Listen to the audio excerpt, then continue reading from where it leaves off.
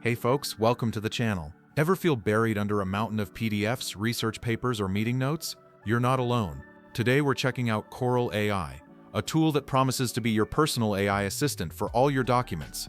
We're going to see if it lives up to the hype, covering everything it does and what it might not do so well. Stick around for the full honest breakdown. Coral AI presents itself as the AI assistant specifically for your documents. Its core promise is to use artificial intelligence to help you summarize, query, and transcribe your files and meetings in a matter of seconds.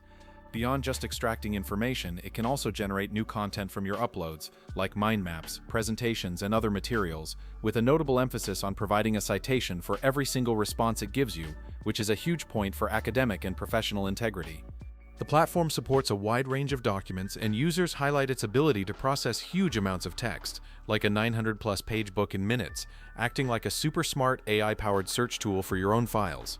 To wrap up, Coral AI positions itself as a robust and trustworthy companion for document-heavy tasks. Its focus on citations and working from your uploaded data sets it apart from generic chatbots. If your workflow involves deep diving into papers, books, or meeting notes, this is definitely a tool worth checking out for yourself. Thank you so much for your time today. See you later.